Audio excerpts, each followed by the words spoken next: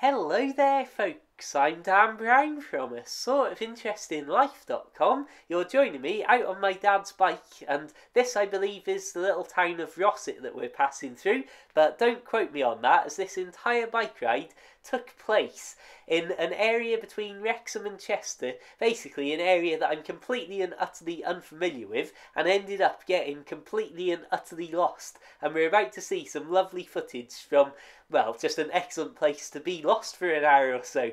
Now, my first sign that caused me a bit of concern was when the road suddenly went through a gateway and onto this bizarre sort of old concrete drive, whatever this surface is made out of, and I thought, this doesn't quite seem right. So then I found at the bottom this house at the end of the driveway and thought, right, this definitely doesn't seem right.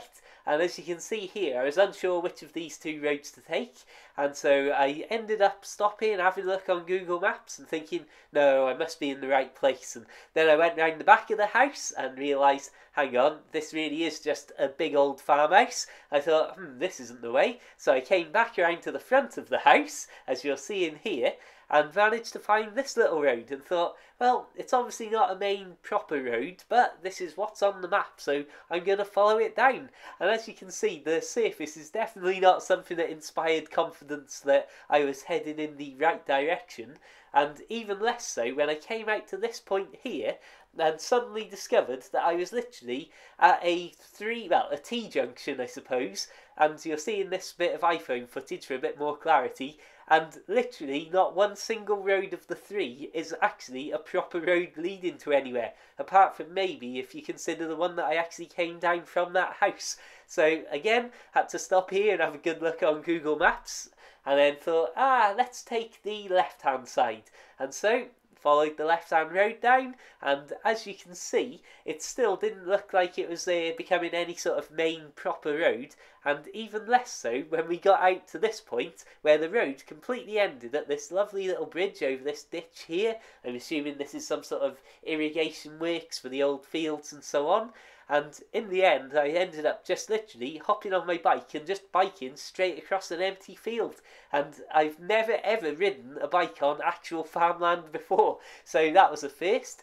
Then I discovered, again, to my horror, that there was no proper way out, no footpath, nothing whatsoever from that field. Ended up having to drag me bike over that fence, then run across another field, then do it all over again, dragging me bike up and over a very high gate that time.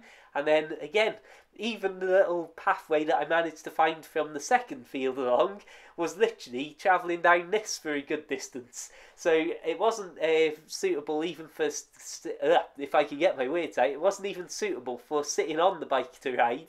But eventually I did find myself on this road here, and it was just about, I think in a second you're going to see me do a little, here I do this really bizarre thing as I came out onto this road and thought, oh, which way am I going? Oh, it's got to be that way. And then started to doubt myself and ended up turning around to once again have another maps check because I didn't have a clue which way I was going.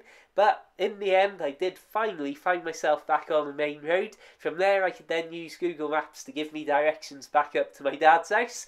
And again, as soon as I turned off that main road, after about 50 seconds on it, you can see the sort of road that it immediately turned back into. Proper country lanes, the sort of classic Dan Brown video footage here. And again, found another little lovely bridge going over this river here. Again, these are the sorts of things that I just absolutely love. I think this could be, I've forgotten if this is the River Allen maybe, which I've got. I'll post a link in the description to a Marford walk. There's a lot of footage along that river. I'm assuming it's the same one, but who knows. I'll post a link to a lovely bit of scenery and a lovely scenic walk in the description if you're interested. So getting back on track, I finally got to this road here where I recognised where I actually was, and this was then my moment of finally breathing a sigh of relief and thinking, oh, you know what, we've actually made it back after probably an extra 40 minutes of travel or so. Maybe not quite that long, but it certainly wasn't the quick bike ride that I had envisioned. certainly not going up there, and being so used to riding a road bike with the tiny little tyres and very little resistance, I definitely got off and pushed off that hill, I'll say that much. And finally, you can see, I ended up getting back to Marford, where I originally had set out from, a lot longer and a lot more miles ago than I'd expected before returning. So, as we go downhill and get ourselves proper into the town, village, or whatever you want to describe it as, I will say thank you very much for watching. I hope you've enjoyed some of the scenery on this video. Check out my other videos for loads more biking, loads of life out in the countryside on a boat and all sorts of stuff. Feel free to add me on Facebook, like the Facebook page. Check out my short boat life books for the Kindle. Find links to those and everything else, and even more than just mentioned, in the description below. Until the next time, keep it bike worthy, keep it boat worthy, and have a fantastic day. Farewell.